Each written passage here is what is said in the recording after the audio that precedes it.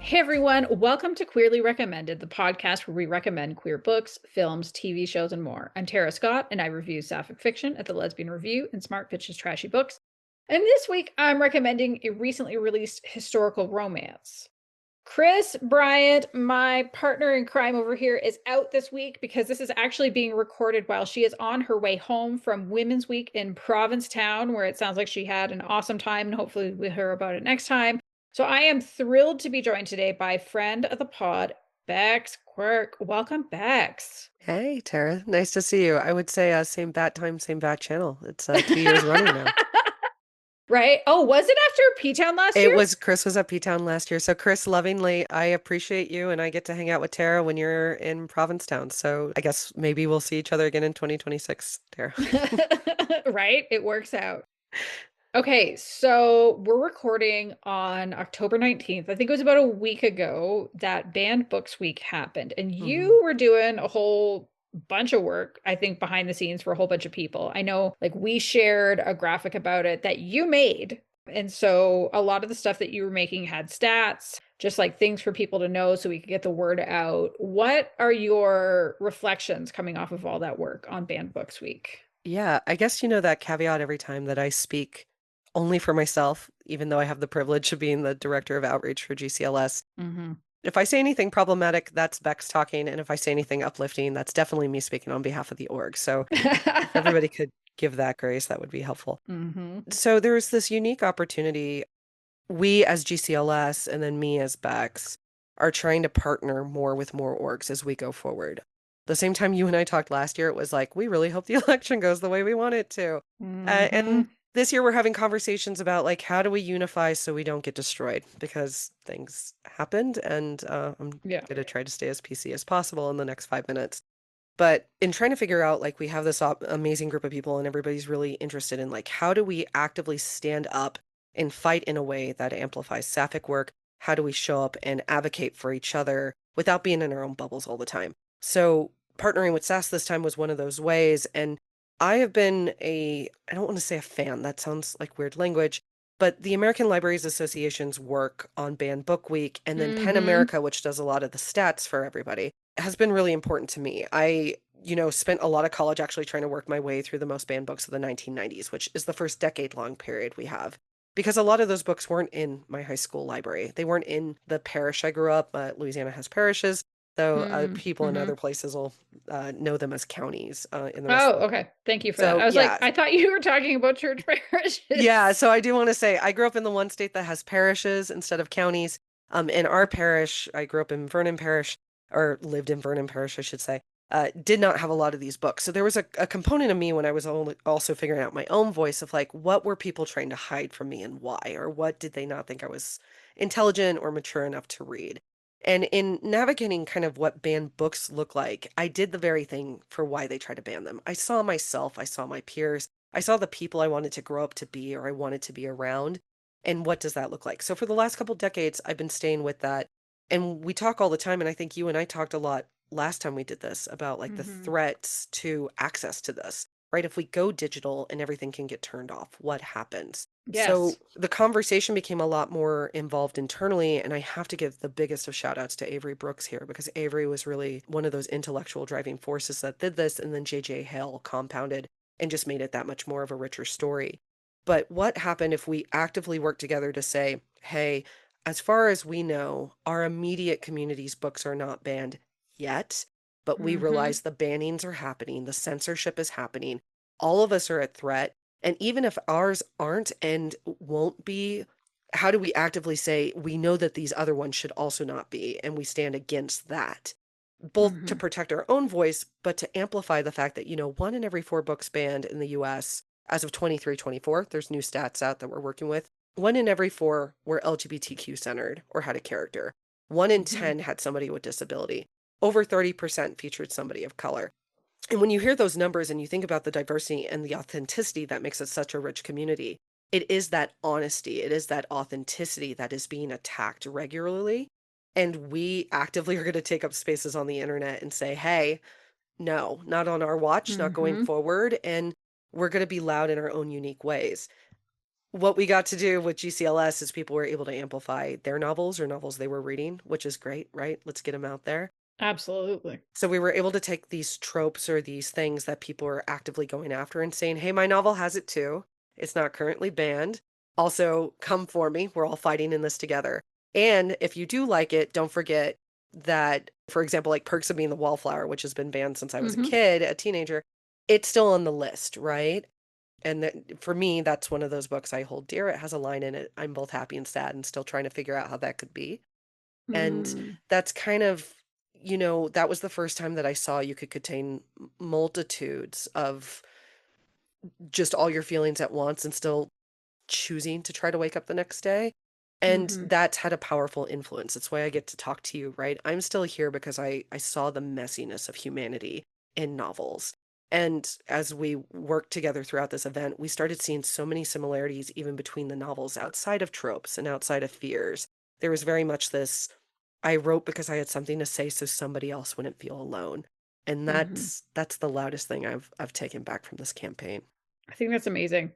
And also, interestingly, it's going to connect later on to my official recommendation because there is a theme in there. But I will say, like, I can't even remember what we talked about last year. I probably should have re-listened to the episode.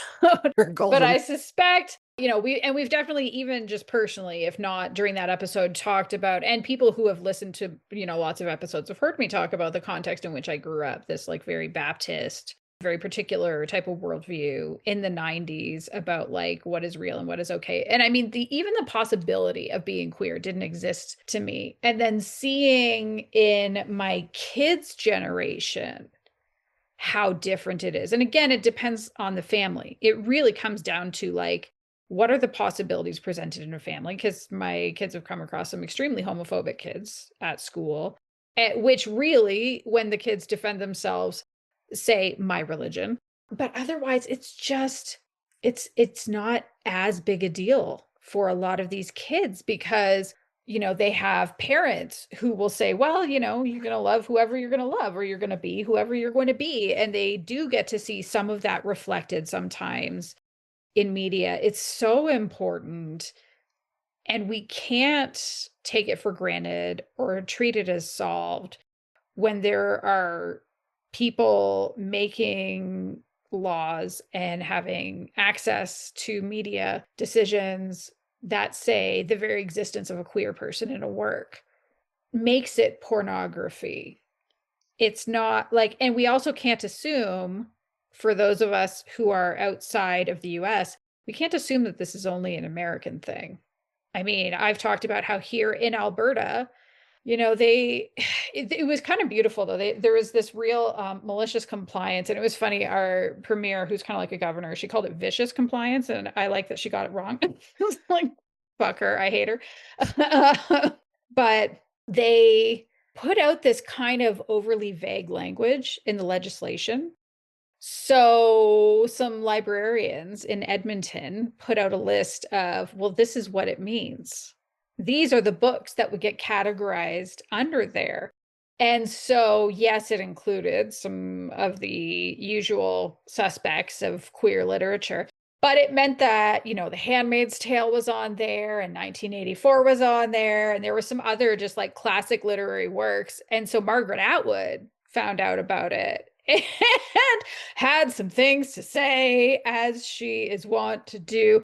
And so they ended up scaling it back to graphic novels. And do I think that's great? No, obviously not. And again, it's the same usual suspects, and even including some that we've covered. So, I talked about this recently. Fun Home is banned in schools in Alberta. Genderqueer by Maya Kobaba is banned in Alberta. I wish you all could see. Bex is holding up the books as I I name also have them. genderqueer. Yeah, the one that I haven't read yet, I need to read. That's also banned, is also banned all over the U.S., called Flamer. Oh, I have Flamer, but I have a digital copy on my large tablet. Yeah, But yeah, Tara and I can see each other on camera. So Tara, everything here over is just queer graphic novels. love it, So yeah.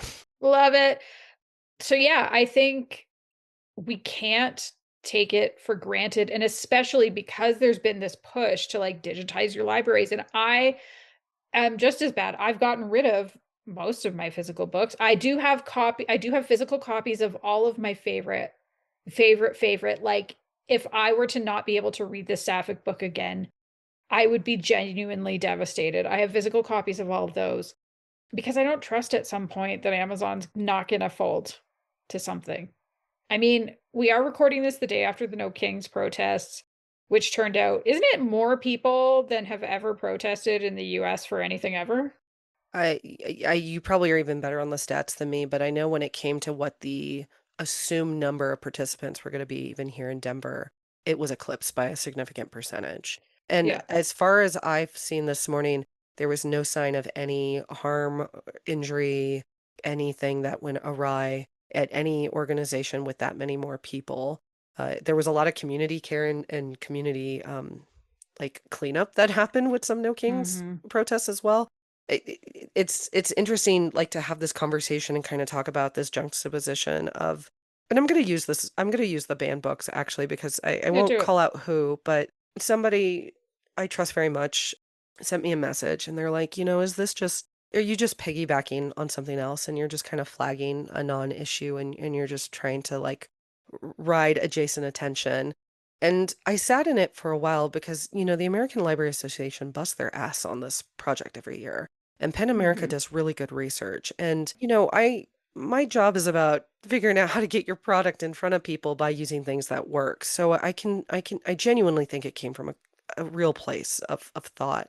But there Mhm. is this thing that I think we do really loudly in our community that I also feel has to be combated, which is it already exists, so don't do it too. Instead Yeah. of it exists, how can you amplify it? And what audiences do you have that can introduce to the ones who don't know it already exists? And vice Mhm. versa. You have this audience, melt happens, people stop following things. If you can name one social media creator that you followed every post, everything for at least 10 years or longer, and you've never missed anything, please share with me. But like, I mean, I've been following the Vlog Brothers since like 2007, 8, and God knows I have not Mhm. watched every John and Hank video in my life, right? But I still check in occasionally. I Yeah. think there is this component of if we're amplifying united missions of protecting our community, is it piggybacking or is it similar to like No Kings and coming together as a country in your respective cities or provinces or wherever you are and saying, not on our watch, even here? And I feel that the queer community does that quite a bit, where like we feel like we have to create our own version of something Mm. instead of there is this foundation that was laid with resources that are going to be harder for us to acquire. How do we honor where it came from? Like Avery and JJ and I put Penn America and American Library on any stat graph based on where it Mhm. was. Give the person who did the work the credit and then say yes and what power exists in that Yeah. and anybody who's done improv or is a fan of anything through like Dropout TV is very Mhm. familiar with the yes and component. But I do think that that's kind of where we're going to be able to survive the compassion fatigue, where we're going to be able to keep going when like the days are just like, it's just announcement after announcement after announcement, and all of us feel beaten up. What happens if instead of spending all that energy to recreate the wheel, we instead are like, okay, well, how do we fit more people in the wagon and keep moving forward? Yes. That was really kind of enticing to watch. Over 300 graphics went across, the Meta platforms and Twitter and Blue Sky and some other spaces. We know it went across at least 3 continents. I believe it was 4. I'm waiting to confirm that somebody posted in South Africa on one Mm. of the platforms, but 4 continents minimum, which is really exciting to think about in hindsight of kind of where that reach was. And then when we think about graphics, yeah, we use some like Canva templates and we updated them to really be conducive to our drive. But also that's what Canva's freaking for. Like there's nothing wrong with Mhm. that. I'm not a designer. If you want design, do not come to me. I am an execute like I execute things, I research Yep. things, but there are people who get paid for the aesthetic. I am not one. Tara, I think I've worn like the same color shirt on every podcast we've ever done. Like that's just not my lane. It's a great color. Let's go. um the last time we talked about like how we're going to have to figure out to be united to get through this. And what's been really Mhm. fascinating since a year ago to today is there's still kind of that jealousy and envy that ensues, right? That's normal. It's a human emotion. Mhm. But there is a little bit more of like, if we don't all make it, which one does? And where do I put my investment? Instead of Yeah. what happens if we all rally together and just fight through the storm? Yeah. And then wherever we're left standing at the end, that's what we compound on uniquely again. I Mm-hmm. genuinely feel we're going to lose more of our community if we don't start doing more of these cross, right? Like I will tell anybody, listen to Queerly Recommended, go get some recs there. Go to Sapphic World Book Club's book club groups. Make sure you Mm-hmm. check in with SAS, which SAS can talk about things I can't talk about as a GCLS representative because we're a 501c3. And where Mm-hmm. being queer is inherently political, we are under a guise, under a nonprofit umbrella where I can't have a stance in that seat out loud. Now, me, Yeah. Bex, off camera, off mic, talk to me any day, right? So, what happens if we bring in those people who can have those conversations in a way that keeps it moving instead of saying, well, I can't be present, go find it somewhere else. And then you get lost along the way. The ADHD gets in the way, life Mm-hmm. gets in the way. You didn't find them, you spelled it wrong and it ended up on a scary part of the internet. Like, I think I really kind of want to volley this to you if you're open to it. Yeah. You're in Yeah. a lot of different buckets that have that common thread, right? There's this common thread of amplifying stories and creators, which Mm-hmm. is one reason I'm as platonically madly in love with you as possible. But like you kind of weave these together, but I never really hear you express anything other than, oh, there's also this option for you. How do you get past kind of the competitive nature that is e-commerce or e-engagement and make it as holistic as you have? I'm still trying to learn that personally. I'm not sure I fully understand the question, but I'm going to take my best stab and then you tell me if I landed, or you Yeah. can try to get it another Well, way. like you do like Queerly Recommended and you do like like Smart Girls Trashy Books Oh, Smart and Bitches Trashy Books. thank you, Okay. Smart Bitches Trashy Books. I'm not trying to be And the PC. I lesbian just meant review and the and lesbian review and all these yeah, other yeah. things, which in theory are not in competition with each other, but they are kind of in Mm-hmm. competition with each other for views, Mm-hmm. clicks, and engagement. And for you, it's just Okay. like you work on multiple platforms, right? So, Yeah. like, how do you navigate both what you give to each platform? Yeah. Do you prioritize one or another for certain needs? And then also kind of navigating the audiences who meet you based on that creative sphere, right? Smart Yeah. Bitches Trashy Books is going to have a very different voice than kind of you and Kris sharing kind of some authenticity at a different level, right? Mm-hmm. So how does that work for you? So there was a point at which, like, when I was in my peak and reviewing the most and all that. So I was, because I started at the Lesbian Review and then I ended up podcasting because of that. I had my old show. And then I was recruited to review at Curve Magazine. And then somebody who was on the board at Lambda Literary recruited me to review there. And then there was a total mishap with the review. I'm trying to remember if it was Curve or if it was Lambda Literary, but I had a review that wouldn't fit at the lesbian review because of all the places I've ever reviewed at. It's the only one that had a highly structured template. So that it's like, here's, you got to write your own little synopsis.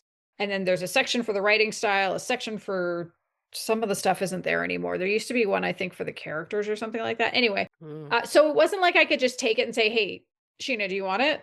And so I just, on a whim, submitted it as a guest review proposal for Smart Bitches Trashy Books. And Sarah, my boss over there, was like, yeah, absolutely. And then that, so I think what helped me do it at that point was uncontrolled ADHD that I didn't know that I had. I stand by it's your superpower. I'm Mhm. envious. I cannot do the volume of reading and reviewing that I was doing at the time. Once I started controlling my ADHD via medication, I think that was part of why I largely dropped off of reading for about a year, year and a half. And I had to relearn how to read and I had to relearn how to review. But the thing that always made it possible and the thing that continues to make it possible, even though, the number of places that I'll send reviews to has cut in half, and I'm probably never going to go back to reviewing, 1 to 3 books a week, is I was always clear on my personal mandate. Why was I doing this? Why was this important? And it was true for the podcasting, even in the old format when I was interviewing authors. The mandate is also similar to what I have for like why I do Queerly Recommended. And it's that I came to understand my queerness through fiction. I just said a little while ago, I grew up in the kind of context where I didn't think it was possible. It wasn't an option. And it was only because I found sapphic romances and started reading them. And then in, starting to review And like it really started with Sheena because I sent her a tweet one day and I was like, you should review, I forget which book I even said. And she said, you should review it. And I couldn't because I proofread that book because I was a proofreader at BSB back then. But I suggested a different book and realizing that like I could take this energy that I felt coming out of books, which again, uncontrolled ADHD, there was a lot of it. Like so much, I would finish a book and I'd be like, ah, my feelings, my thoughts, I got to put them somewhere. And I didn't have book friends at the time, which now I have with you and our other friend, among other people. Having that place to put that energy, but also knowing that if I can help somebody find books that they love, it might help them learn something about themselves, or it might help them honor something or connect more, even if they do know that about themselves. Maybe the rest of the people in their life aren't inclined to honor it, or maybe they just want comfort reading. I mean, I would say it's really shifted though over the years. In the early days, it was about helping people connect with the books that might help them find themselves. To now, it's about helping people connect with the books where they might find comfort, because the world sucks, especially if you're queer right now. There's a lot of joy. There's still a lot of joy that exists, but it's not great when you have people in positions of power saying that they're coming after people like you or your kids. And also trying to help people connect with books that like I really love, that I'm hopeful other people will really love, because it will help drive demand for those books. Because frankly, we need people to buy queer books, to get them out from their library, to give them to their friends and family, to shout them from the rooftops. Like we need to prove that this is something that people love and want to keep and is worth fighting for. So that's kind of that's the evolution of all that for me. No notes. I could listen to you forever. And you nearly did because I went on for a while. No, I think, and I do this, we talk similarly. We're either like bad podcast where we talk on top of each other and hear each other while we're talking, which is not good for audiences, or I think we both create that space. I wish everybody had the opportunity to talk to Tara the way I do. Your lives would be so much richer. But listening to this podcast is a damn good start to get there. So keep doing it. I'm with you fully. I think the ability to judge something comes with access to a lot of it or a closed mind. And if you have a closed mind, you're not going to really consume our creative people and our community's work anyway. So I'm not too worried about you. Sorry to be that blunt, but They're it's not true. listening. No, that's great. Like, perfect point. And I think if you have a lot of opinions about how somebody spoke about something or how it was produced online or what the design looked like, it means you've been exposed to a lot of it and you're comparing it to something else. And at that point, like, great, you have a favorite, stick with it. And there's other audiences coming in, right? I feel that I've unfairly received accolades for this banned book. Yes, I did labor. I think I was just the person who was like, I can be the center point, and then let's figure out what other people are excited to do. I don't want to call anybody, I don't want to share anything by name without that person's permission. I forgot to ask before the podcast. But one of the people who participated had expressed, like, this is one of the few things I've done in a while where my ADHD wasn't a negative. Like, for me, hyperfixating on this for an hour and then not talking to somebody for a while and then posting, days later really worked for like how my life works. And I feel so often, specifically people assigned female at birth or women identified people, have to like have everything kind of structured and executed either for men who take credit or things that don't happen. And I think within our own community, it's kind of a hindrance. Like, okay, here's the full outline. We have to follow it to the T. Instead of here is the border framework and 4 or 5 pieces can fit in here depending on who lays the piece. So part of, I guess it's not great to be on a podcast where you wanted to talk about this and I'm being so cautious about it, is I just think that I continue to be a megaphone here, but this was really a project driven by so many people who are like, this is a bite-sized chunk I can handle at this moment. Due to being a parent or due to big feelings or due to the way my neurospicy works or due to the way my depression works, which is my personal story, or due to work or a day that ends in Y that has whatever, I can bite off reposting. I can bite off doing my own graphic. I can bite off dropping in mine. I can bite off emailing you and asking you to make it.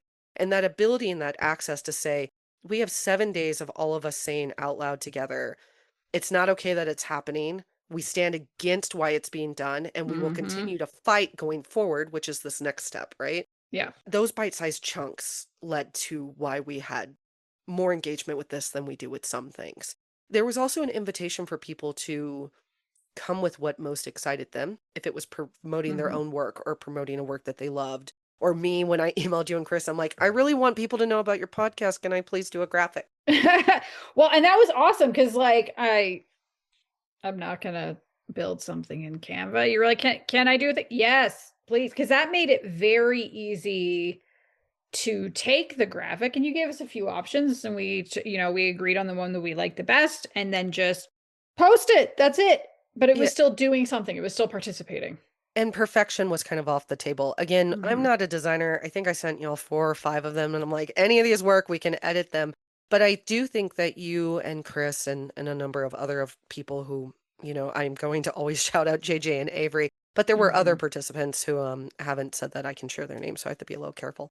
The idea of it being like all the kerning being correct and the placement being perfect, none of us cared enough, which meant that things were being executed. And I That's think right. so often so many of us are under the pressure of will it sell or will it be engaged with? Will it be liked? Instead of momentum is its own force of power and it doesn't have to be perfect. And showing our community it doesn't have to be perfect invites more participation. Mm-hmm.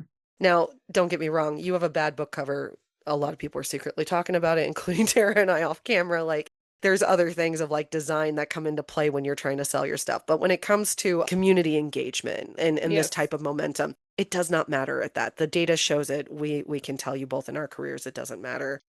But I understand authors have been conditioned to know that everything they do can be part of their branding, and that can be a little bit much. To be fair, if an author puts out a book and the cover is bad, most of the time, and especially if they're with a publishing company, what we're saying is, oh my God, oh no, I'm so sorry. I feel so bad. They deserve so much better. And I think what hurts is like we all know that the text is going to be like really fucking powerful and wonderful and the story is going to be amazing. But we've read enough novels that we don't necessarily ingest covers the same way that like a first time consumer or a new consumer would. And what I'm trying to say is like I think Mm-hmm. perfectionism gets in the way of a lot of really good work. But also I understand in our industry there is a certain level of like at least this level that has to exist. Yeah, we got to forgive ourselves to a certain extent. Well, and I do think too, like expecting perfectionism from oneself and saying that if it can't be perfect, I'm not going to do it does hold a lot of people back from participating in movements and Hmm. organizing. And, back when Trump was elected, I saw a lot of people wondering, well, like, what can I do? What should I do? And the people with like long histories of organizing all said, it doesn't have to be perfect. You don't have to, nor should you go it alone. Pick your issue, pick one issue, no more than two. Figure out what it is that you can do and do that thing. And maybe it's as simple, there were some people who went out to rallies yesterday and passed out water. That might not feel like a lot, but it's still something. It's still important. And that, you don't have to build anything from the ground up. No matter what issue you care about, there is probably an organization that's working on it. So how can you support them? Is it financially? Is it telling other people about it? Is it like literally showing up and volunteering? Like there's got to be something. And so I think in our case, you say that what you did wasn't that big, but like it doesn't matter because none of it has to be that big. The important thing is the doing it together. Fully agree. And it had SAS and SAS's community not been involved, this could have been a really small echo chamber, candidly. Mm-hmm. Whatever you think the the board at GCLS does, I promise if you multiply it by 3, it's still less than what they do. So many of us are in these volunteer positions where the mission and the drive to protect our people and to amplify our stories is really what drives us to invest time. And a lot of it is done when it's not seen. And there is a Mm-hmm. lot of discourse, I think, in the community to make sure we're being as thoughtful as possible and nobody's being left out of the table and there's enough chairs for everybody. And sometimes in that work, that comes with a fatigue that then stops the process from moving forward. And that work has to still exist. So when you invite more people in and you can divide that labor need, it just changes the entire momentum of a situation.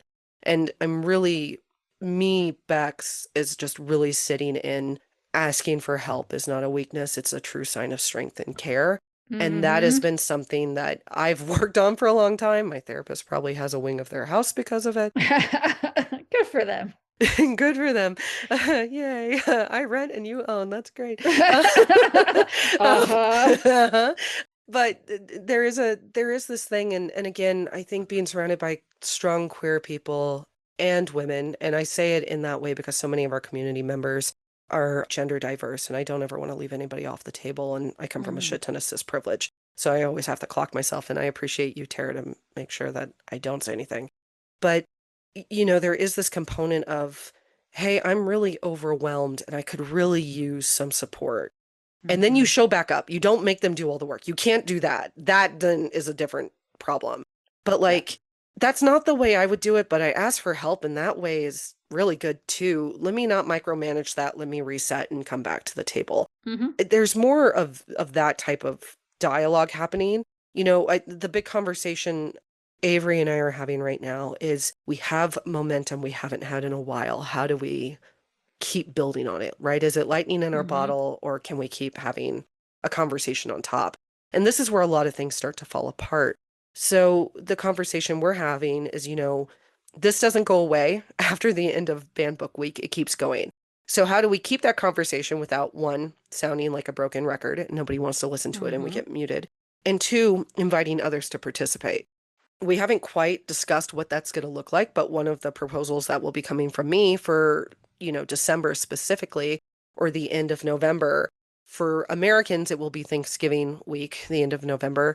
Tara, belated happy Canadian Thanksgiving to you, which I think went on during Band Book Thank Week. you.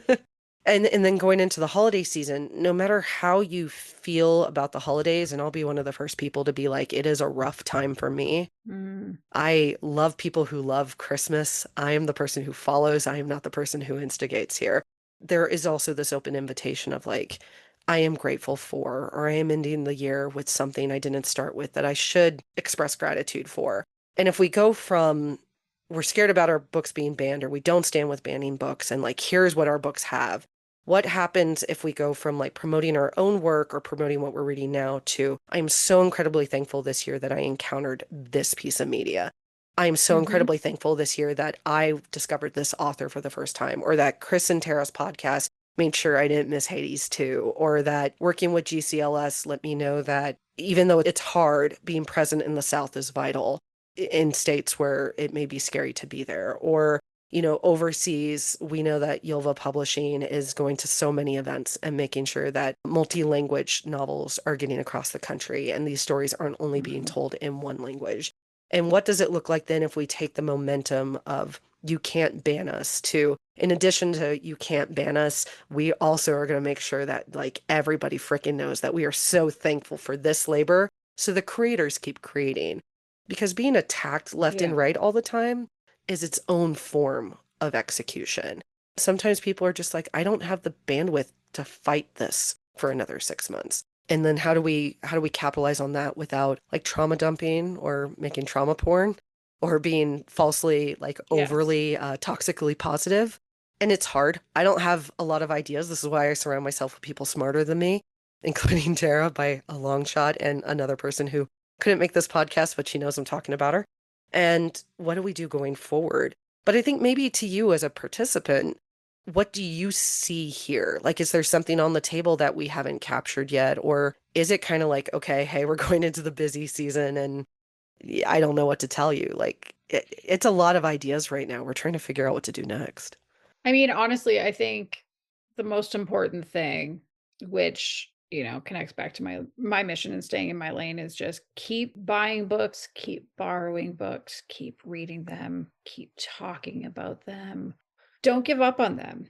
Don't stop buying them because you're afraid of having a purchasing history. In that way, don't obey in advance. Don't give ground that you don't have to.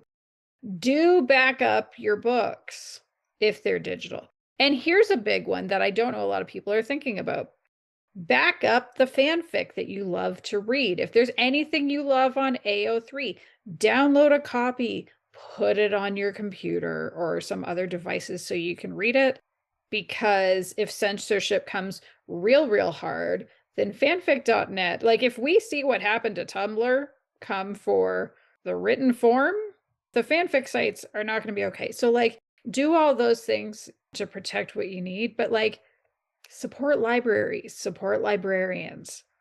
There's a big question, like, are libraries even still relevant today with so many things going digital? Yes, they are. We just did a how do you request our books through Libby? And that's only digital, right? And then that Mm-hmm. accessibility. There's also a safety component for many first-time readers to have a digital copy where the covers can't be seen or they Yeah. can't be seen with them. Yes, just everything you said, fully yes. Also, I'll say it a second time behind Tara. Your reading history already exists. You stopping now is not going to save you from whatever the hell this team is trying to do. If anything, your dollar, be it your shopping dollar or your library shopping dollar, will continue to make fights that they shouldn't take it away because commerce wins and capitalism wins. So continuing to engage forward is Mm-hmm. actually a bigger act of resistance than stopping fully. So speaking of books, Yeah. what have you been reading lately? You know, it's no secret that I not only get to be in this community, but I have, some really good relationships that have been building for a while. I actually have the hard copy in addition to the paper. So we're talking about, back up some of your favorite. Ooh. So Luke Dreamers, They Came From Below. Halloween's coming up. If you like a good zombie or like old B film focus, pick this up. There's also two couples, so like you have double the chance of projecting yourself into somebody to see yourself if you need that to feel empowered, or if you're just Uh-huh. me, I get to be a voyeur for four, and that's great. So bring it on. And then when it comes to what I'm reading right now, and as of this call, I'm about 70% through. So I say that with the caveat of, yeah, I guess any book can go any which way, but I'm not worried about it. Bryce Oakley Mhm. very kindly gave me an advance copy of After All, which drops next week. I think it's the 24th, which is the third book in the most recent series. So, spoiler alert, the couples ended up together in the first two books. Go figure. Uh-huh. And we're following one to their bachelorette party in Vegas. This book follows an established couple, a married couple, who is quietly separating without their friends knowing in the background. They've been cohabitating together, but in separate rooms. Kids just take what parents do as awkward adultisms and they're kind of rolling with it. And they're both going about their careers and things with that. I don't want to give away too many of the themes. I think each person will ingest this for the reasons they need to, including love and loss and what happens in between. In the most broad version of vulnerability I can give here, this is the book I desperately needed 4 years ago in my life. I think there's Mm. this really, marriage hasn't been around that long. It was legalized here in the US for everybody in 2015 for queer couples. And then when it comes to just like historic whatever, we're kind of all of our own grandparents. We're all learning this in real time. And the ability to talk about candidly the difficultness of marriage, what happens when you both give people their own autonomy, but you need your own. How does growing together and parallel work in long-term queer relationships? What happens when you still really like your person, but the marriage component might be or not be the right choice for you? This book has everything you want in a non-committed group. There's longing, there's a lot of like quick banter and text messaging and knowing somebody and loving the strong woman and the Labrador in the same space, but it has this extra element of when you partner those tropes with history, do they weigh the same? Mm. Do they weigh more or less? There's a scene where one of the mains is about to say something, but they also know that saying it will drive the other one crazy, like being perceived will drive them crazy. And I think that that's very true to established relationships. Being thoughtful and seeing somebody fully when you start dating is really hot. And then I don't want to speak for anybody else's marriage, but I know sometimes I say things and my wife's like, I don't need you to point that out. I already know that.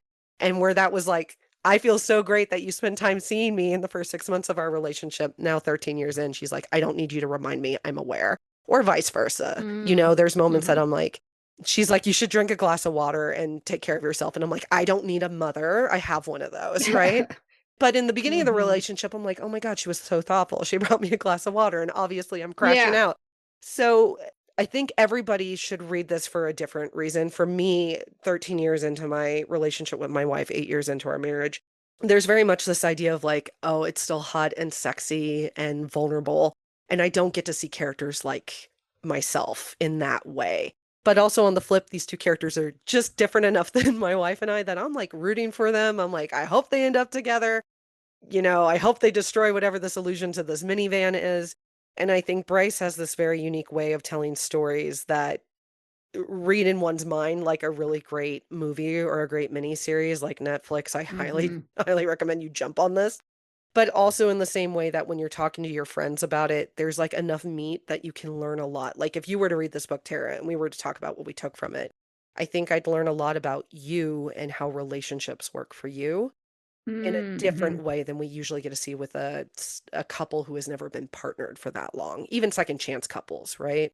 Because Mhm. something's very different when there's a legality involved and you have to tell people that you're actually splitting. Yes. When I broke up in previous relationships, it's like, no, we broke up and it was its own complication, leases, if they were involved in friend Yeah. groups and whatever. As soon as there's that legal documentation, that government documentation, that conversation just changes. I've been present for other Yes. people.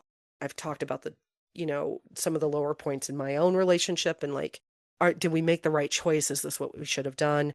And it's just a different nuance. And I'm so excited to see that nuance on the page. I'm also a person that when Mhm. I get to follow a couple book to book, I'm all over that book. So Bryce has these established couples we've had throughout the books, and then we get the most established couple as their story as the third volume.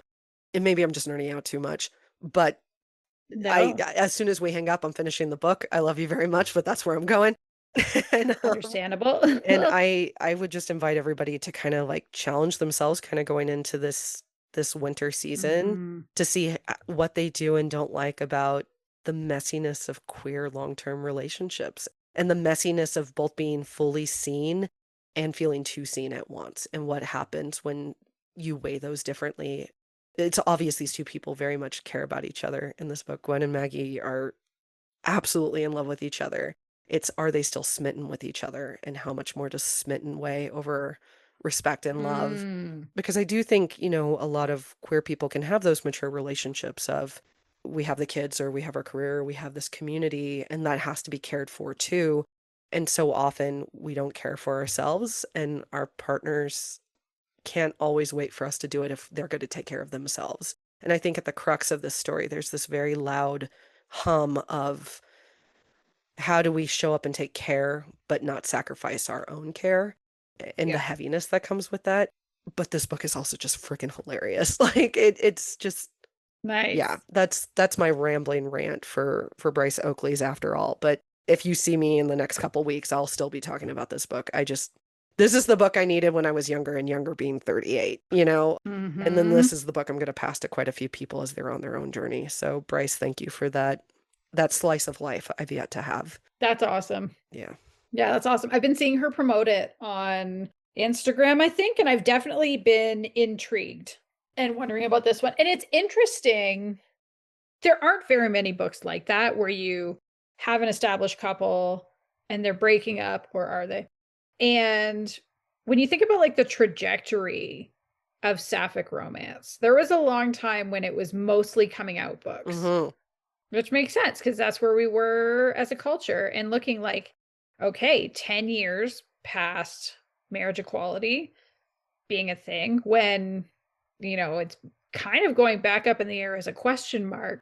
I think it's really awesome and kind of brave to write a story like that, that shows an established couple kind of going through, are they going to make it or not? The only one bed trope takes on a completely, and it's like a pull-out couch too. Like there's just so many levels here of almost like going Yeah, back and yeah. being like demoted as like the newest couple, right? And I don't know if Bryce did that intentionally, but I definitely was like the person on the pull-out couch with my girlfriend du jour for a very long time, and then upgraded to Hmm. the bedroom when I was established, and then kind of what happens when there's newly established, and maybe they need stronger walls Yes. than you do for obvious reasons early in that Hmm. relationship. But that kind of play of that trope of like only one bed and you wake up cuddling, and everybody else still thinks you're together, but something else is going on. And the mental pull of that has been really, I just really appreciate it. Like I'm gonna just Yeah. sound like a nerd and a fangirl, but that's candidly what it is. One of the only other times I had that in my started journey, Georgia Beers has a book called Olive Oil and White Bread. Are you familiar with that Oh one? yeah, I've heard of it. I haven't read it, but I know what one you're I talking about. reread that one 3 or 4 times during the pandemic, which is when I was 38 and unpacking all this shit. Hmm. Hmm. I don't know. This book's been out long enough, so I'm going to do a major spoiler. If you think you want to not know, like fast forward 20 seconds. But there is infidelity in this book. Oh, gasp! No, I'm kidding. I knew it. Well, I knew she's written more cheating books than anybody else. And I was like, how brave that she keeps coming for it, knowing that this community hates cheating in books. I like The Shape of You too. The infidelity didn't bother, like, I don't want to say infidelity doesn't bother me, but for those characters, infidelity was kind of almost what had to happen for them to stop, like, trying to just to force it to work. I don't know if that stat is still true, but I know when Ruth and I were getting married 8 years ago, there were two stats that came out that, like, we just really sat on for a long time. One is that queer women divorce at a higher rate than gay men when they get married. And one of the hypotheses is when women are done, they know, versus like the wishy-washiness. So when you have two people of a similar gender identity, there's double the chance of like, okay, this is the end. This is when I know. And then the other was the amount of marriages that go through because more people feel comfortable getting divorced than calling off a marriage that's in motion, like than having the ceremony. Oh, Yeah, interesting. like, I was wondering if it might be because it's also, and I don't know if this is a stereotype, but I've seen a lot of gay men talk about this, that it's just more normalized for gay men to have sex outside of their relationship or their marriage than it is for queer women. I wouldn't be, I mean, polyamory wasn't really an open conversation with most couples when we got married. I do feel like most of my Christian friends have entered polyamorous relationships who got married at 18. Do not Yeah. come for me. I'm only talking about a small group of people and they're allowed to come for me, and we make this joke all the time. Yep. They're like this component, and it was with straight couples too, of like more couples as a whole feel more comfortable getting married and then later separating and dealing with family reactions and friend reactions than saying, hey, we're not getting married, the wedding's Anymore. off, like Yeah. whatever that pressure is. Interesting. And what's been kind of fascinating as a queer person who did not have children is not having kids. That's not our plan. Nobody really knows how to benchmark our relationship anymore, because it was like, oh, you got married, oh, you both have established your careers, ellipses. So we're like being a parent and watching like the kids hit certain markers or our parents hit certain markers or whatever. We're just kind of in this limbo stage. So when there was any type of friction or like, I don't know what's going on in our relationship, or, we would just talk to our peers, they were like, well, you don't have the normal stressors. So what's going on? Which is not the case in this book. They have kids. They have, That's fucking rude. well, yeah, First, it is. But, I think we've just been conditioned that like signs of success, which include relationships, include these benchmarks. And as a queer person who like wants to go talk to other queer people about like, hey, do you have this problem in your marriage?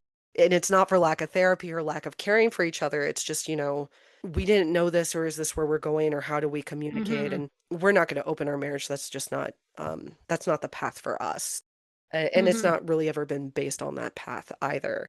It's like, how do you take two people who desperately care about each other, and also how do they maintain their own sense of self without feeling smothered, or they don't feel like over inundated with the idea of marriage or these other things? And there's no uphill for us. We have chosen families, right? So as we're cultivating those chosen families, we kind of have to put like, oh, that couple's been together 20 years. Let's make sure they're in our circle so we can go to them when we have questions at 10 or 15 years. What does this stuff look like? And it doesn't sound like it should weigh that much, but I know I sit with like my straight identified friends, and they make jokes or talk about their marriage in such a way that I just can't. I'm othered immediately when I do it.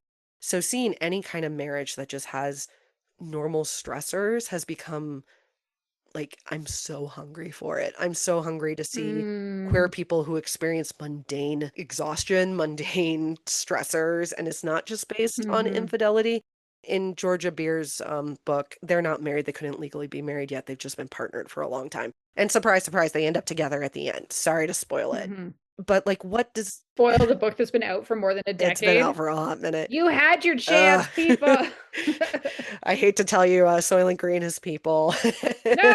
Like the dragon dies at the end, like all the stories, Man. right? Yeah. But like my real dive into this is watching this happy couple get, go through their bachelorette. Bryce, I fully stand with you. There better not be that Grand Canyon scene regarding to what can you do at somebody else's bachelorette that centers yourself. I'm on Maggie's side for this. And then this more established couple and kind of where they are and will they, won't they. And it's just kind of also fun to watch an established couple be new to each other again. I don't know Mm-hmm. what your marriage looks like, but like most of the time in my marriage, when we hit a wall, the thing that gets us out of it is we're just vulnerable in a way we haven't been vulnerable with each other again for a while, usually in a fun way, right? We're getting to Mm-hmm. rediscover each other. We're not so uptight about it. And Bryce does a really beautiful job in this book of doing it. Plus, Vegas is just chaos, so it's a good playground. Yeah. That sounds Yeah. fabulous. Tell me what you're doing. And you said a historical romance, so I'm also like, pause over the over the fence post. Tell me about it. Good news. Okay, so Drag Race UK season 7, I've been watching that. It's all right. I feel like I'm waiting for it to kind of like hit its stride. I have a hard time seeing like where's the storytelling going with this season. I don't know what's going on. I'm just happy there's more Drag Race. Hades 2, I continue to play the shit out of. I have currently put in over 80 Heck hours yeah. in that game. So I'm well past credits. I have the quest that will get me the epilogue, but I'm not doing it yet because I'm clearing up some of the other quests first. It is possible that I will finish this week. And it is queer. So there's 4 characters that you can be with, and there is no, you can be with one or all of them. It doesn't really matter. 2 of them are men, 2 of them are women. And I've had the 2 that I was most interested in, but I'm still pursuing the other 2. So I'm playing, but I'm tens of hours behind you. Yes. 2 questions. One, is it a multi-epilogue game or are you coming up on the final epilogue? Like Hades 1 had like 3 or 4 epilogues, depending on how long you played. As far as I know, there's only one Okay.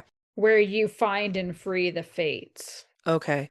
And then when it comes to romantic interest, I have no idea what that's about to be other than, oh, what's Homegirl's name? She's basically, Nemesis. thank you, She's Nemesis. my favorite. Okay, Yes. I assumed. How much is it mirroring Hades 1? Am I gonna be able to like find out that the ghost who's haunting me is also asexual like Dusa, or is she just off the table? Off the table. Okay. Because that was a whole plot line too in Hades where Mm. like they try to make Dusa a thing, but like Dusa was more like That was a weird. It was a romantic friendship. and It was a friendship romance, which yeah, actually, in a way, is kind of cool, but also is like, wait, what?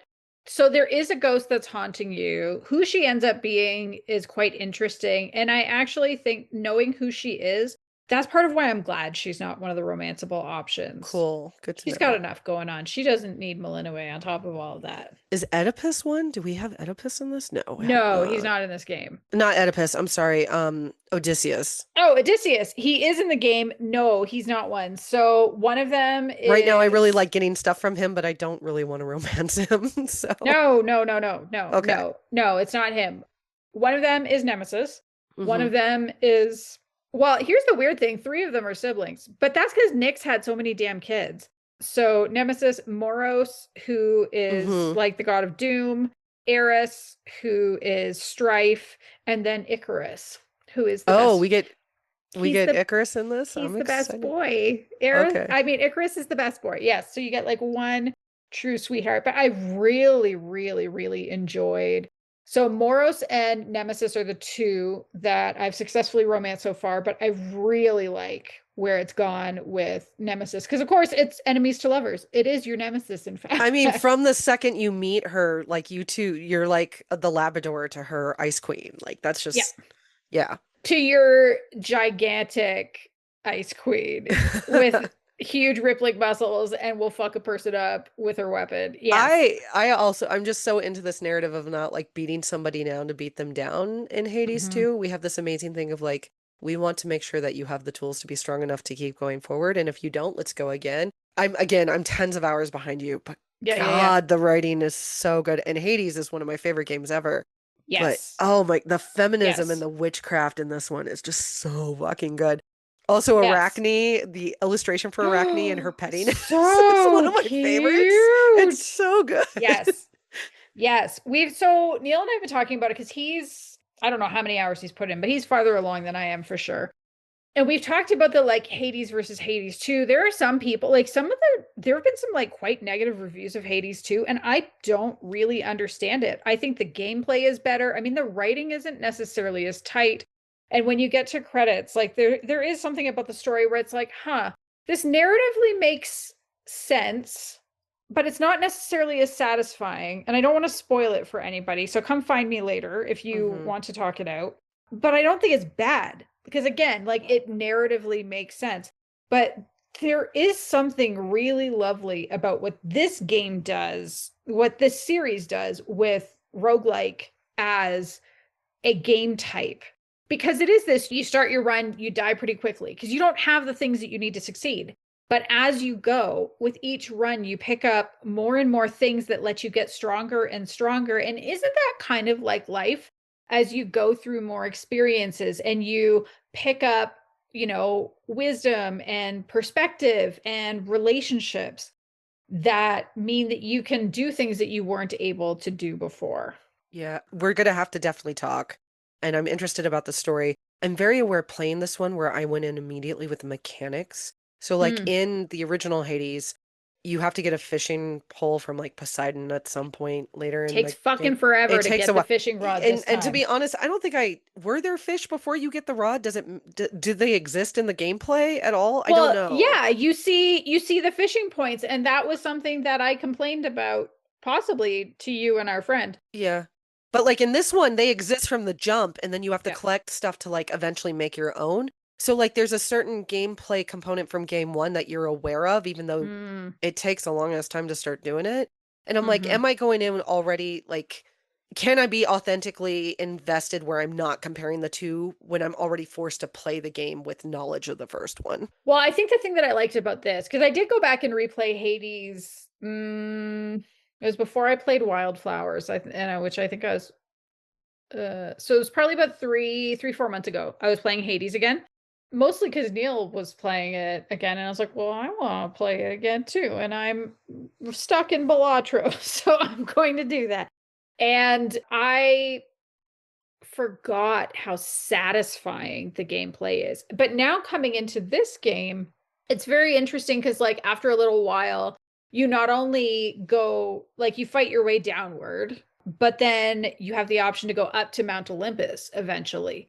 And so, what I found with Hades, like, the reason why I didn't get all the way to the like proper ending playing it through more recently was I was like, I don't really care, like, because it's all the same. You go through Tartarus and then you go through the next one and then you go through the next one, you go to the surface and you start all over again, and that's fine. But now with this, the way it's set up, and also you can do like mini challenges. There's a way that you get them from chaos. And so it's like, okay, you're going to go to this level, whether it's going up to Mount Olympus or going, I've been calling them upstairs, downstairs because I'm Hmm. an idiot and I don't want to remember the names of all the locations. So it'll be like just in each direction, you have 4 areas. So it'll be like one of the areas with a certain set, like a location, a keepsake. That might be it. But sometimes there's also like one other thing it'll give you. And so there's choice in where you go. And so there's still repetition, but like, for example, yesterday I did a bunch of runs up Mount Olympus. I was like, I don't want it anymore. So I started going downstairs. And so there's enough novelty because that's, I mean, again, like having that ADHD profile, novelty is hugely important for me. And knowing that, like, okay, well, then I'm going to go work on this thing over here. I've found that very helpful. I love it. I'm also aware we're playing a female lead because, like, when you Yeah. play as Zag doesn't have to, like, cultivate his own garden or build his own fucking tools. They're just handed to him. And then you play here and you're like, oh, no, you need to grow your potion resources. You need to, like, collect the iron ore to build your Yeah. whatever. Which also makes sense though, because you're a witch. You are. Like, it's You've been all raised by a witch, cultivation. you are a witch, and it's fabulous. If you are a fan of the gameplay, the update to the graphics of like Zeus Mm. and how he looks in or Dionysus, like how the hair has changed or how the costuming has changed. It's Hmm. kind of like when you don't see somebody for, a year or two and they've come into just a little bit more money and they're a little bit shinier. It's Yes. fascinating to watch how they've updated the gods since the gods helped overrule what happened in the first one. I was talking to Neil about this because some of them I was like, Athena, holy shit, she's terrifying. And he's like, yeah, they're at war right now. And so you see, like Demeter too, like they're showing up in this is what they wear when they're at war. Just Hmm. all the details. It's really thoughtful. I'm really loving it. The It's, voice acting, chaos, like, I don't want to give anything away. And oh, I've only played for like tens of hours, but Chaos's journey from the first one, because I remember trying to get Chaos and Nyx together for the longest freaking time. It's just the Bowie-esque of chaos this time The is just, gender fuckery. oh, it's so good. It's so It's sexy. so good. Yeah. Yeah. Yeah. I agree with you. I And then highly. who's in the clamshell? Oh, Scylla. Scylla is just like, Yes. oh This my God, idea like the that the sirens sirens. are a band. It's so So good. I haven't done it Especially when you yet. have Odysseus like back like at home base and you're just like, "Oh, I remember this from the Odyssey." Like Hmm. the nods to all of it. And Homer finding this is I don't think it's a spoiler, you find it out fast. Homer's that freaking narrator who's been following you for the last two games. I'm like, Hmm. fucking genius. Like, Hmm. and he's snarky and you can call him out. It's Hmm. just like it's so meta this way that It's if you are a beautiful. Greek nerd for 5 seconds, it just fills something inside of you. Which is so funny because one of the reviews, so Neil sent it to me and he was like, this review makes me sad. And I read it and it was somebody basically saying that it wasn't accurate enough to who the gods and whatever were. And the rant I went on, I was so annoyed. And I said the word fuck a lot of times. Because I think it is an excellent way to present this like Greek mythology for a contemporary era. I think it's done so well. It's so beautiful. Go make your own game if that's the game that you want to have, because this one is excellent. I feel like whomever wrote that would probably also complain about the latest translation of the Odyssey, which has Emily Wilson as the newest translator. Mm. You better also be complaining about Hades if it's going to come into like accuracy too, though. Like you can't just come for Hades too, because Mm-hmm. just I don't want to speak for anybody else. I freaking love Eurydice. Orpheus drove me freaking crazy in that book in the first game. I was just like, you're such a wet blanket. You don't do shit. Like she's too good for you. But like you Mm-hmm. like unpack things for him, but she does all the work. But I guess that's also kind of Orpheus, right? It kind of leaned into like the lost musician. If I don't have my art Yes. and I don't have my muse, what happens? And it has its own power. Yes. But also, if you've read anything about Orpheus, I don't. There's a lot more that I don't. If you're looking for perfection, the Greek gods are not where you start. Like No, no, like honestly, I'm glad it wasn't super true to it. I don't want to see Zeus raping that many people. It's not what I'm here for. So, no. yes, anyway, Hades 2, it continues. And I read a book, and this, okay, so I am recommending a historical book, but also I read a different historical book because I read Iceberg by Gunbrook, who I Oh, know I talk about her fairly frequently. I love her. She's one of the first sapphic fiction authors I ever read. Course of Action is one of my like, it has a lot of first book problems, but I still love it anyway. And this one, I enjoyed it. I mean, it's a Titanic book, so you kind of know going into it what, you as know you were what? saying about what's going to happen. Yeah, you know what's going to happen. At least some of it. And so this one follows there's Lady Arabella Gray. She's widowed. She has twin 11-year-old daughters. She hires a governess who her friend recommends. So that's Xandra Lancaster. Arabella's kind of skeptical when she arrives, but actually she's awesome with the kids, who the kids haven't liked anyone kind of before or often have a bad time with governesses. Xandra really wants to make it work because if this role doesn't work, she is financially boned and she has like kind of a secret going on that nobody knows about but comes out later on. She finds out there's kind of like this interesting, like, how did I not know about this going forward? So the friend who recommended her neglected to mention to her that Arabelle is looking for somebody to come with her and her kids to New York. They're in London, but she wants to go and spend a couple of years in New York. Arabella is an author of like children's fantasy books, and she wants to like write a couple of books from her house in New York City and then maybe see if they come back to the US. And once they sort of hash it out, it's like, yes, okay, I'll go with you. It'll be fine. And they have the exciting they're going to be on the Titanic's maiden voyage. Isn't that wonderful? Except there is, as the title says, an iceberg. So this one started out as a Devil Wears Prada fanfic. And I know because like I'm in that Facebook group and I remember her talking about it getting picked up. So I kind of kept an eye out. And when it came out, I read it. I really enjoyed it. It sucked me in, kept me hooked. That's just what happens with her books most of the time anyway. I would say there's like a pretty decent chunk of it that takes place in London. There's a decent chunk that takes place on the Titanic, and there's a decent chunk that takes place in New York. So it's not like there's a little bit in London, and then most of it is on the Titanic, and then, oh, holy shit, iceberg, and then a tiny bit in New York. Like it's a decent kind of spread out. I think I liked that because I didn't really start bracing myself until they were on the ship. Because again, everybody knows what happens there. What happens, Tara? Oh no, they crashed. The other thing that I really liked about it was it basically says who the villain of the book is on the cover of the book, so we don't have to worry. This is not a third act breakup. It's more of like, oh shit, is everybody going to live? And they are because it's a romance, but it still worked. And it's also a question not just for them, because again, like you need tension to come in a book from somewhere. Like if you're not going to have a third act breakup, you do need to have a strong enough tension from elsewhere.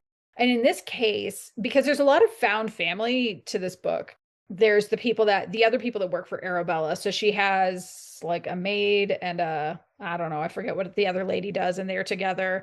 And then she has a butler. And it's like, okay, well, does everybody make it to New York? And is everybody going to be okay? I am not a historian, so I cannot say for sure some of the like what is historically accurate and what is not. There were certain words and terms that I was pretty sure were not. And I was like, fuck it, I don't care. I'm reading this for fun. Especially knowing that it's a book that came from fanfic rather than, like Lynn Ames will do however much research before she does any of her historic novels. That was fine because I really enjoyed it. I loved the found family. The chemistry was super good. So yeah, I continue to love Gunbrook. I don't always read her sci-fis, but anything other than the sci-fis, I always read. So I had a great time with this one. Again, it's called Iceberg. It's a cute book. I liked it a lot. That was a lot of talking. What is your official recommendation? My official recommendation, just because I believe in closing loops, because I was raised in a corporate life. The last time the two of us talked, I had listened to Alison Cochrun's Here We Go Again. Last month, I listened to the most recent one, which is Every Step She Takes. It's about doing the Camino in Portugal, which I've always wanted to do, and my in-laws are currently doing. So I don't get jealous often, but I'm desperately jealous right now. Yeah. And I've read a lot of reviews about this book, and there's some strong feelings about one of the leads specifically, and if people enjoy her or not. Here's what I will say. It is a book about figuring out your queerness at 30, which doesn't sound that late to me in my 40s, but it can feel late. Yeah, I was 33. Yeah. Ish. I think what I'm trying to say, like, it's not fair. I felt like I was coming out late at 22, which in hindsight, like, oh, you sweet summer child. But, I think, you compare yourself to your peer group. And Yes. there's this coming out that happens past most of when peer groups have started to establish relationships. And then there's this idea of wrong place, right time, because the lead character is doing this trip because her queer sister can't make it, right? And she comes from a family where being queer is not a big ordeal, and like coming out wouldn't be a big thing. But what rules do you put on yourself when you're the predictable person? And yeah. And then there's certain people with certain access to things who are like, my way of rebelling against that access is to not look like I come from financial wealth, because I don't agree with a lot of how that financial wealth was acquired or is practiced with now. So the story within that book brings me a lot of joy. So I think my recommendation, yes, is that book, but it's also just if you like something, just like it. And if everybody else doesn't like it, screw them. Like I'm just, this week, I'm just kind of in this phase of, I really think joy is where the monetary resistance is these days. I think joy is where we get to compound and continue to survive. All of us know it's going poorly. I was in an event 2 nights ago honoring somebody who won a very big award here in Colorado. And the guest speaker got up, and we had one of the attorneys speak who was in court recently fighting to keep the conversion therapy ban here in Colorado. And sorry, the conversion therapy thing, just like, why am I apologizing? We agree. I was just saying, it just pisses me all the way off. It's so bad. So like to 10,000 foot view in Colorado, you cannot engage in conversion therapy. It is banned here. And somebody from Colorado Springs, which is also like where Focus on the Family is located. If you live in Colorado and you are liberal in any way, you have a lot of feeling about the Springs. I just know it from, isn't that where Dr. Quinn Medicine Woman took place? You know, I should know that considering the company I work for works with That's Jane what that's Seymour. what my brain I'll have to came go look. I up definitely with. watched it growing up. Now I'm gonna have to go Man, look. I watched the shit out of that show. Had no idea at the time that I had a crush on her because I didn't think that that was the thing. Oh, there was is the eldest daughter's name Colleen? I think that's her Yes. name. I had a crush on her. In hindsight, I'm Oh like, yeah. oh no, that's what that was. Because my mom Yeah. and I would watch it, and she's like, Jane Yeah. Seymour's so pretty, and I'm like, so's Colleen. Uh-huh. My mom really likes Sully. Is that the actor who played the Oh like yeah. white savior? I liked him too. I mean, Yeah, again, bisexual. Here we are. yeah. Well, I mean, good hair in that show. Everybody had Yes. good hair. Yeah. Yeah. Anyway, so yeah. Also, the cake fight in the U.S. Supreme Court about not the imaginary couple that didn't exist, and this person's like, I shouldn't be forced to make a cake for a gay couple. That was somebody who Mhm. was picked up from that area of the state as well. Okay. But all that to be said, somebody who was fighting to maintain that ban was at this and speaking and said, we're not going to pretend it's going to be okay. It's going to get worse first. That's just the Mhm. truth of it. But also, we invested in this like the only thing we could do is win, even though we know that's not likely with this court. They haven't voted in our favor since it That's became a right. supermajority. And they talked about even when you know you're going to lose, showing up with the passion as if you're going to win and then celebrating where you can in those moments. And it Yes. sounds so simple, but I had to hear it in my seat. Our household has just been super depressed. My wife and I have just both been like, fighting today is exhausting. We don't have the energy. We're scared if we slow down, we won't have the energy again and they'll win. Like rest isn't Mhm. available. We don't know if we have momentum to keep going and fighting with our internal monologues. And just having somebody acknowledge that it sucks right now and it's probably going Yep. to suck worse, but also we laughed in this room. We're breathing together in this room, and Yes. everybody in this room can find somebody to have a moment of joy with was what I needed. And it's also, it just helped, it's helping my reading and other things right now. I'm Mhm. like, I just need to feel like this couple is annoying and wonderful and they're annoying. I just need to feel like Yeah. this book that I've read 6 times, it's okay to read it the seventh. And I don't owe anybody an explanation, including myself. Go revisit the Mhm. series that you trust because it's not going to upset you.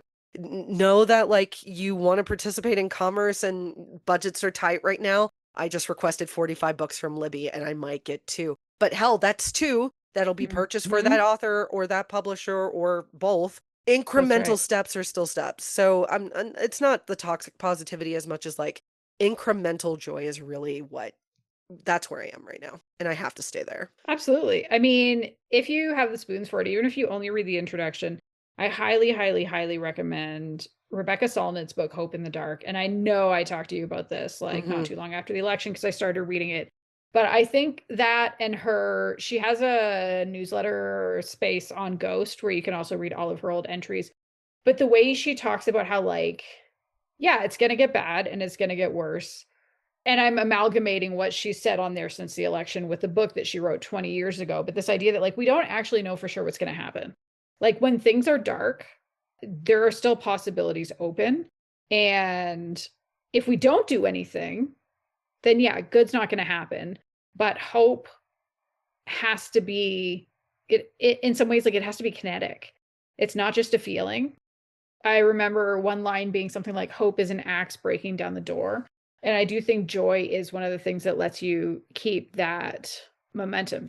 It's honestly, the introduction alone is well worth the read. So I think for anybody that's feeling like things are heavy as hell, and understandably, and it is okay to feel that way, I took a lot of I took a lot from that. And even from, there was something that she wrote, like the Facebook post she wrote on the day of the election.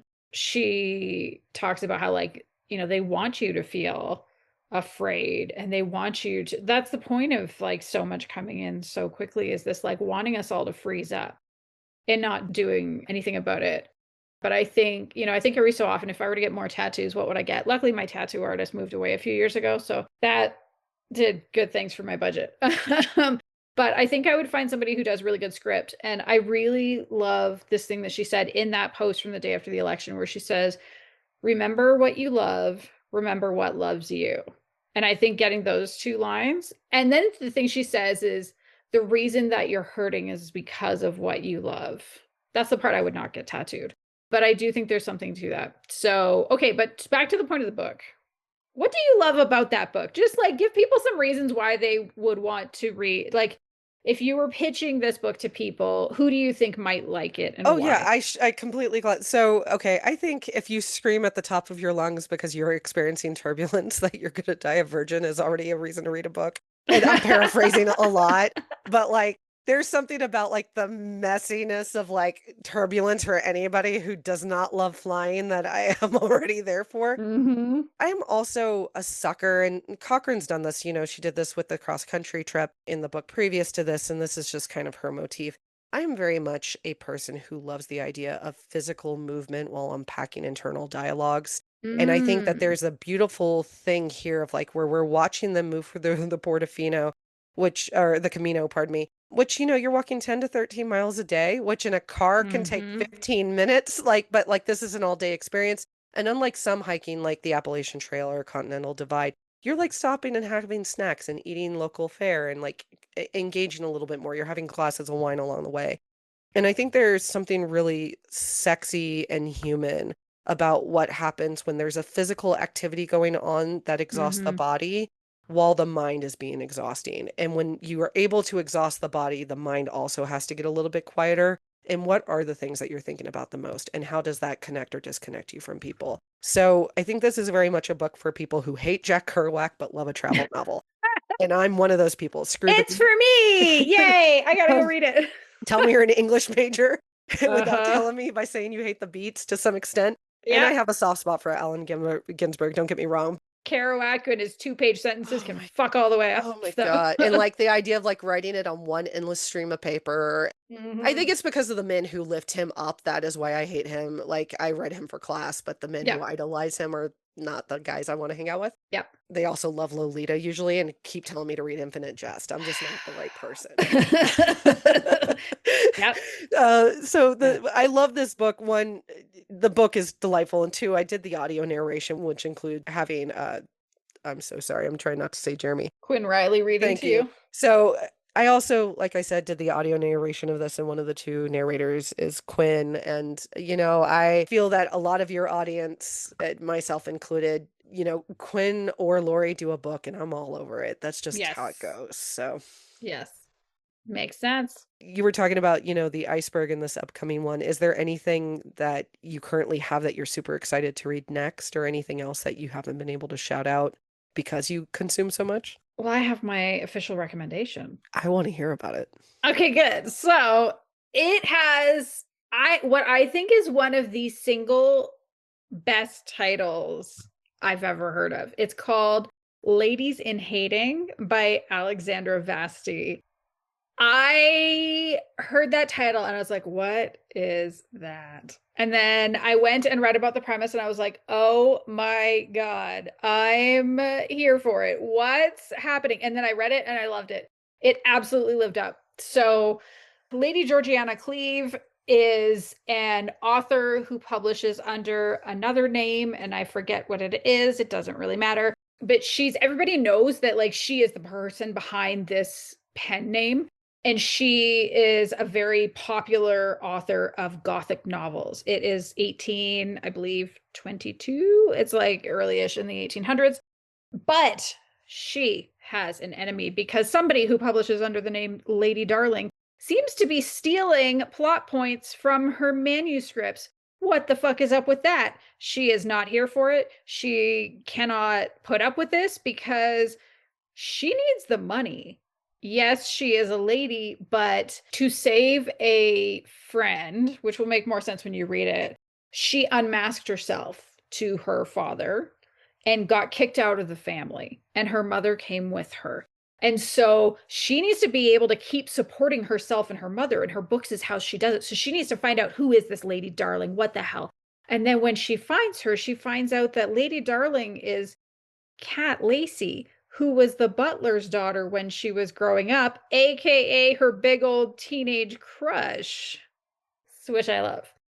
Cat Lacey also needs the money because one day Georgiana's father tossed them out and was like, get out, you're fired, that's it. And so her father's no longer there, but she's supporting her younger brother, who's about 15, and somebody else who I can't remember off the top of my head. I think she's like a cousin or a friend or whatever. She's fine.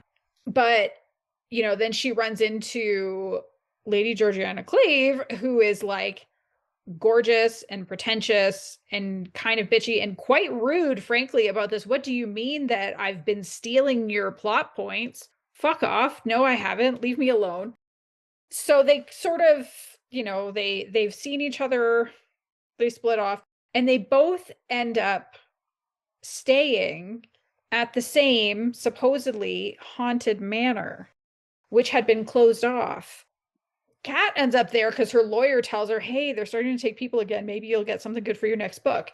And when she gets there, Georgiana is staying there too. And so it's this like, what are you doing here? And then they decide, they like slowly sort of make their way, feelings deliver along the way in this haunted manor. And it's just, it's so fun. Like, it's so fun. As far as I can tell, this is the only sapphic book by this author, which annoys me because I don't read books with straight couples in them. Like, I frankly don't have time, especially with the reading that I do for this, which I know I could do less if I wanted to, but I don't. This is the third book in a series called Belvoir's Library. Completely stands alone. I went and looked up the blurbs for the other two, and it like really doesn't matter if you haven't read them. The library itself does feature in this, and like the concept is kind of cool. It's this like very feminist library with books where like women can actually go read about passionate stories and stuff like that. Like it's very cool. But this book, like, it's super fun, but the romance gets actually quite emotional, more than I expected. I love the idea of dueling Gothic novelists in this story that itself draws from Gothic tropes because they're staying in this creepy ass manor, which is like, it's truly a spooky place. I also really liked the characters and the character work. So I talked about Georgiana and how much she needs the money because she like revealed her identity. And it was like quite the scandal that somebody with a title like hers would be writing these salacious or perceived as salacious novels. And so it's really led to this, oh no, I ruin other people's lives. And so she has to deal with that. Like, how can I let somebody in if I might ruin their life by letting them associate with me, such a scandalous person? And it gets into more examples of like why she feels that way. But it's a very different take on the Ice Queen, I think, than I'm used to. And I love the idea that she's the one who's like, oh no. And she's forced to see her like high school age crush all over again. Like, I think there's something really fun about that. And like I said, Kat also, like, this idea that they both need to protect their livelihood, but they're also both extremely successful and what they do is really popular. And that, that thing when you grow up with no money and then all of a sudden you sort of stabilize in the money department, but your brain hasn't caught up with it yet. I do think I want somebody to write this novel. We're not writing. We both said we don't want to write these novels. No. There's two things that we joke about in our relationship that are like those questions. One is like, how did families open pickle jars or like jars in your household? Because you can learn a lot about like social economic based on like, was it the spoon? Was it under the water? Did you like have a gadget? And I think the other one is like, what product can you still not bring yourself to pay more than a certain price for? And why is it almost always undergarments? Or socks? Like those everyday wear items. But yeah, Yes. no, yes, as a person who very much was under the impression, like most Americans, that my family was very middle class until I got around truly middle class people and started to unpack that. This is a Regency novel as well, right? Like time-wise. So. I'm assuming you don't read straight novels, so you haven't read them. Have you watched Bridgerton? I haven't, mostly because I don't watch shows. Yeah, which is fair. Except RuPaul's Drag Race. It's the only show that I watch regularly. No, you're good. I did consume all those novels, including the prequels, mostly during the pandemic. And I watched the show religiously, and I'm chomping at the bit for January when it comes back. This is like, this is my version of like that thing most people don't associate with me, but I am obsessed with it. And there is kind of this like Lady Whistledown character who's been writing these, and you find out through the books, it's one of the characters and their best friend finds out. So I do think there Yes. will be some like cross comparison here, but this is exactly what I need because I'm not getting that sapphic story. At Mm-hmm. least in the books, they have changed one of the characters to go from Michael to Michaela in the series. So Cute. we're supposed to get that. Everybody's supposed to end up adjacently with what they like, whom they end Mm-hmm. up with in the books. So this gender swap should mean that Francesca's going to be with Michaela. But I really love this idea too of, like you were talking about the financial. I think what's going to be fascinating, and maybe you can give some insight, is when one person has to spend less than they're usually used to spending, right? Like she's keeping herself afloat. And then the other Mm. one gets to spend up. And do those two things, are they parallel, or like what is considered the indulgence spend versus what is the necessity spend? Because money is its own fascinating character all the time. So in this case, we don't really see Georgiana figure out the spending less because she's been doing this for 5 or 6 years. So she's well Hmm. into her journey. But there was a book I recommended recently. It's called The Fortune Hunter's Guide to Love. So that does Oh, show okay. someone who went from this like position of extreme privilege to like, hey, you got to get a job and now you're working at a farm. This book instead, because they've been at it for a while, it's more like Georgiana is afraid of losing versus has had to learn how to curb spending. But Kat, on the other hand, does have to get used to this idea of, oh, we're actually okay. Like she still has a job that she doesn't need to have and, working at a pie maker and is able to figure out, like, okay, maybe I don't have to actually work there anymore. So that was a thing. But yeah, it's really fun. As uptight and kind of generally afraid of life as Georgiana is, Kat is very like just seems to relish life. And they end up kind of making their way because Kat really likes to ruffle her feathers. And it just like it sort of works well. And it takes a while, unsurprisingly, because Georgiana is afraid of like tainting other people around her. She runs kind of hot and cold. And so I really loved when Kat understood what drives this behavior because it lets her find ways to like really call her on it and support her and help her understand that like you deserve to be loved too. Like it's not just other people that deserve love, you deserve it. And Georgiana really has to internalize that. And when I said kind of way back at the beginning when we were talking about representation in fiction mattering, this comes up specifically in this book. So one of the things was, there was a wonderful library, of course, at the family's estate where Georgiana grew up, and Kat, of course, her family spent some time there as well because her dad worked there. And Kat could tell the books that Georgiana had been reading because Georgiana would leave little notes in the margins. So in reading the marginalia, and they were talking about this at one point, and Kat said it was good, wasn't it, to have those books to see other women like us? Because there weren't many, but there were, a couple. And Georgiana was thinking about like it just gave her such relief to know that she was normal, even though she had crushes on women. And there's kind of a mystery related to the estate that I'm not going to get into, but it's really lovely. And it comes down, it gets sorted out through the translating of some letters. But there's a line here that I really love that says, that was the way of history, particularly intimate ones. Always they were partial, fragmented, the narrative filled in at the edges. For those people who had to hide the truth of their hearts from the world, the erasures were even larger, even more like a wound. And so, this idea of like whose stories get preserved, whose stories get told. And I just thought it was so wonderful. Like it was a story firmly grounded in the past, reminding us that in a lot of ways we are so lucky to have so much access to representation of people like us, which I think, to go back to what we were saying, it makes it worth fighting for. It makes it not only worth, but necessary. The other thing that I thought was so cool was when I got to the acknowledgments, she called out queer historians, and one of them was Dr. Heather Rose Jones. Do you know Heather?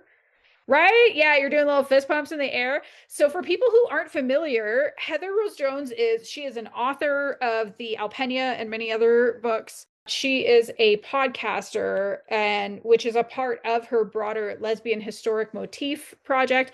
And it was just so cool to see someone from our corner of the sapphic fiction world getting called out in the acknowledgments of a traditionally published book. I just thought that was so wonderful to see somebody giving Heather her flowers, because she has been working tirelessly at collecting history of sapphic women so that other people can access it. So yes, Ladies in Hating, I loved it very, very much. It went to my favorites folder on my Kindle so that I can find it again when I want to read something fun, because it was just so good. Bex, thank you so, so much for joining and filling in while Kris was not able to make it. Kris, I appreciate you. I will talk to you before your book release next month, but I'm also going to plug in the last 2 seconds I have that Kris is dropping a new book next month, and everybody should check it out. Yay! Yay! Tara, I can't thank you two enough for all the work you do. You're who I need now, not even when I was younger. You're always who I need. So thank you and Kris for continuing to make sure that we have access and more knowledge about what's in front of us. It really is a life-saving measure that both of you perform, and you do it with so much humility and humor, and I'm just the biggest freaking fan. So thank you. Thank you so much. And for everybody listening, if you've made it this far, thank you so, so much for listening. If you've enjoyed the episode and you haven't subscribed yet, please make sure you do on your app. If you have a friend that you think would like to hear this episode, whether it's for the recommendations or the discussion about what you can do around book bans, please tell them all about it. If you want to support us, we have links in our show notes to our coffee. Or if you want to connect on our favorite social media sites, we are probably there. You can just search for Queerly Recommended on most of them, or email us at podcast@queerlyrecommended.com. Goodbye, everybody.